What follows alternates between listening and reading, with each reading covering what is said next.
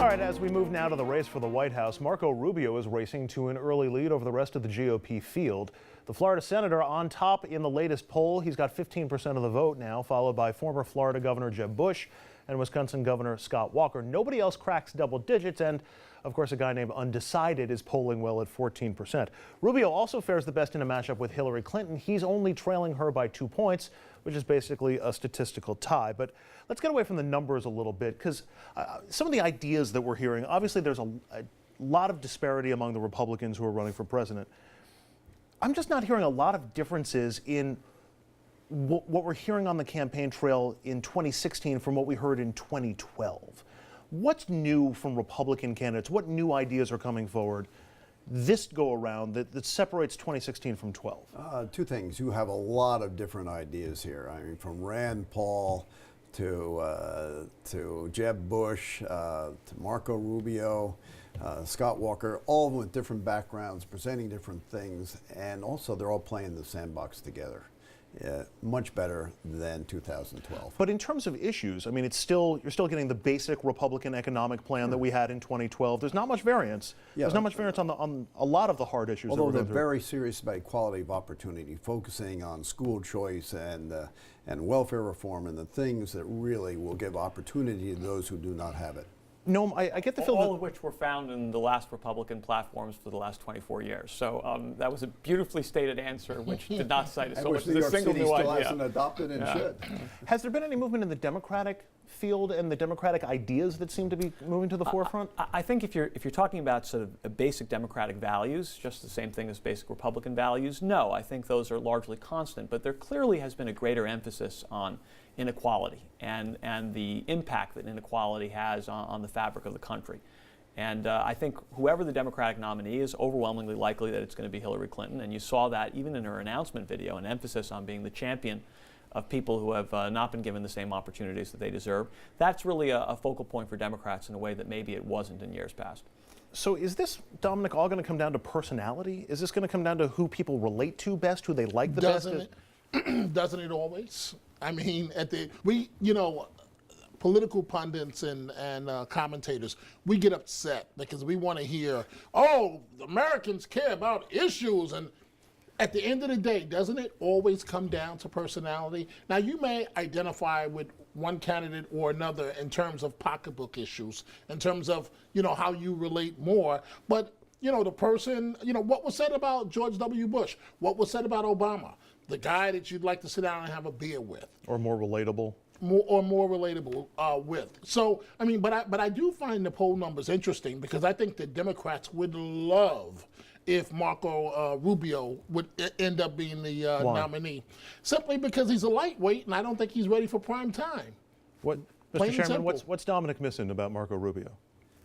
He really has an extraordinary personal story to which he's added a very good knowledge of development of policies, and he perhaps delivers them at this point better than any other candidate, which why he had a very good rollout, and he's doing as well in the polls as he's doing. That will settle back, and you're going to see other candidates develop, and you're going to see a real substantive race here. I think you've got a bunch of candidates who are all within the margin of error and are bouncing around based on who had the latest announcement, and it's not clear at all how that field is going to shake out. What's interesting to me is I think a lot of folks who have been involved in this process for a while assume that there are maybe 3 or 4 plausible candidates on the Republican field. And by conventional metrics, that's probably true. You've got Rubio, you've got Jeb Bush, you've got Scott Walker. But I'm not all that convinced that in such a big multi-candidate field, with the Republican primary electorate increasingly dominated by the extreme right wing in the Tea Party, that a candidate who's outside that mainstream might not actually emerge at the top, which would make for an interesting election and probably in the end a catastrophic election for the Republican Party, and that's a real possibility. You're saying outside the mainstream ideologically, not outside the mainstream like George Pataki, because nobody's thinking about him yet. I mean a Ted Cruz or a Rand Paul, who by the conventional standards of American politics are as far to the right, or I don't even know how to categorize Rand Paul, off the gauge entirely, as any candidate in modern history. And that would be a high-risk proproposition for the Republicans. Mr. Chairman, I'll give you the last word on this. Yeah, I would add something to your list, Dominic. We decided in this, it's the economy, stupid, to quote a Clintonista. And incumbency and the economy, Mrs. Clinton despite her name, is running for a third term from Obama, and it will turn on where the economy is. The economy is going to have to be awfully good after Wait, she's running for a performance of this third president. term? For Obama. What if the economy is right where it is right now? She'll lose. Really? And the Republicans will win in the Wall Street landslide. just hit a record high. Unemployment's at 5.5. I mean, I know a lot of people aren't The feeling labor it. participation rate is at the lowest it's ever been, which means people are unhappy. Are talking about a lot of part-time jobs. You're talking about a lot of people who dropped out of the labor force, people are not happy about the direction of the country. I at like this this. If point. the economy's where it is right now, is that Well, so I agree and disagree. I agree that in the end, the general election is driven much more by the fundamentals than by anything else.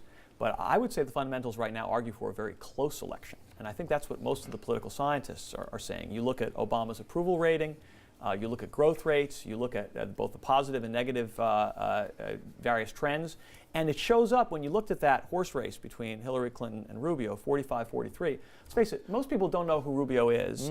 That's a plebiscite on Hillary Clinton. Yeah, we're not even in playoffs yet, so the polls don't mean that. We're not even out of the But preseason. it is enough to tell you. Don't write to them. It is enough to tell you read that- too much into them. I think it is enough to tell you right now that the fundamentals argue for a close election.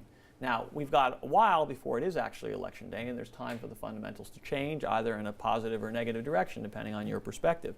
But right now, I'd expect it to be tight. it's almost always a close election in the long run. All right, quickly, I want to move to outside money that's already flying into this election. Politico got a hold of secret memos that outline the Koch brothers' plans for 2016.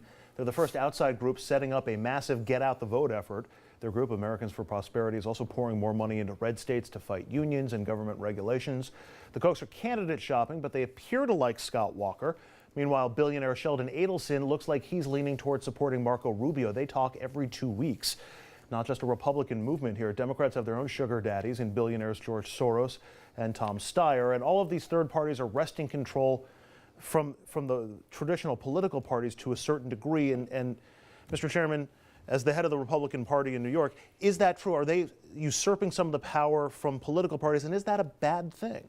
Look, last week, Scott Walker was in town. You probably saw some of the results of that, meeting with Republicans here, organized by the party. Jeb Bush was here, meeting just with activists. He knows he can find delegates here. Ben Carson was in Westchester for the Westchester GOP's big dinner. They all want to come here and get delegates, and we're doing it on a county by county basis. No, So- I understand that, and that's the traditional And way that's of what the doing it. party But does. if I can just make a phone call to my sugar daddy Dominic over there, who's going to give me $100 million into my campaign, isn't that a way of short-circuiting that? In the end, you want the boots on the ground, and the party's got the boots on the ground. Noam, is this a problem for the process? Oh, yes. I think this is actually one of the scariest and most disturbing trends in American society today. We are in danger of becoming an oligarchy in which a tiny handful of billionaires own the political process, treat candidates like toys. And as you pointed out, in some ways, in almost every way, this is worse than the problems that we confronted 10 or 20 years ago. People used to complain about soft money flowing into the parties. And there were problems with that, but at least parties have a coherent ideology, have an interest in addressing things from a national perspective, and are ultimately accountable. Whereas these super PACs, which, depending on how they're organized, may not even have to disclose their donors, and these billionaires who are never on the ballot, are not accountable in any way, shape, or form. And so I think this is enormously dangerous, and it shows how remarkably naive the Supreme Court was when it adopted Citizens United. And I think on a bipartisan basis, Americans ought to be looking at anything we can do to restore some sanity to our campaign finance process. But 'cause it's a mess. let's keep this in mind. The billionaires, they're for the people, right? Do you sense my sarcasm here? The billionaires are for the people. They're going to have their candidates represent all of our interests, right? I mean, isn't that the way democracy works? Or are they going to own the president and carry out their own agenda? Which one do you think it's going to be? Well, I tend to think that they're going to wind up beholden to the people who are giving them the money. But, Mr. Chairman, how does a candidate do that? If I'm getting $200 million, $300 million from Dominic, how am I not going to be representing or over-representing Dominic's issues and interests in my campaign? The way I've seen it work, the people who have money will back a candidate who they like, but the candidate's views come first, and the candidate will develop those views. And there's a whole range of views in the party, and the people who have funds will back the candidate. I love who you, represents Mr. Chair. Now you're in for it. Once he loves you, you're done. I have watched this over a long period of time at the presidential level. Well, no, you I have seen it before campaign finance reform. More than Hubert most. Humphrey, a great candidate. He didn't have to worry about raising money. He had some major backers because they believed in him. He also had the party. They also had the power of the party behind them, and you didn't have the direct money that was coming from billionaires. And all they got was a 90th birthday party at the White House. But look what's going on. You know, Jeb Bush just handed over the majority of his campaign operations to a super PAC. First time that's ever happened. So you don't even have the candidates in direct control of their own campaigns. The whole process is being pulled away by semi-independent actors, at least in theory, semi-independent actors. And I think, again, that is dangerous to the nature of our national conversation and the disproportionate power and influence that this tiny stratum of our society has on decisions that affect 300 million people is awful. Before you get too excited about the point you're making, I can maintain that Mr. de Blasio would not be mayor of New York except for the Campaign Finance Board, which eliminated John Liu, who would have competed with on left. He would have gotten less than 40%. That's true. That's less than true. 40%. That's true. Would have competed with Bill Thompson, That's and true. Bill Thompson would have been our mayor and a much better mayor. And it is scary that the Campaign Finance Board basically elected the mayor of New York City. Exactly. That is true. Yeah, but that's So it's a question of who regulates the money then. That may be a legitimate issue. Free and open but that's process. not a rebuttal to what I was saying. The fact that there may be other problems does not mean that what I was describing is not itself a serious problem. Well, when a small group of bureaucrats would unintentionally decide who the mayor of New York City would be, that's a problem. So I'll support a change in that if you'll support a constitutional amendment to roll back As long Citizens as we have United. complete disclosure, how about if we do that? Mr. Chairman, what's the difference between a small group of bureaucrats deciding an election versus a small group of billionaires? They're not deciding the election. The people will decide the election. They're not deciding the election. The amount of spending that the Koch brothers can pump in, they want to pump in $800 million. They can't sway an election? I've seen many elections where the person who had the biggest amount of money behind them didn't win. Yeah, but they've got They more couldn't get the impact point on it than across. I do. They've got more impact on the race than Dominic does. We don't have the same kind of resources to buy the same kind of ad time or the same kind of political depends. operation. How about the newspaper editors? Should they decide the election? Should you, a member of the press, by what you say here, decide an election? You've got a lot of power, believe it or not, Andrew. And so, Andrew, I just wanna don't make sure- believe it. I just don't want to make sure believe I'm it. clear here. I'm going to give Yeah. you $200 million for your Yeah. campaign. Yeah. And then you're going to come up with your own independent views absent of whatever I have to say. Yeah. I'm just going to give you $200 million Yeah. because I like you. Yeah, and I like you, and I'll listen to you the same way I would listen to anybody else. You'll get the exact same amount of treatment. By the way, can you make it 300? Sure. All right, we're gonna on that.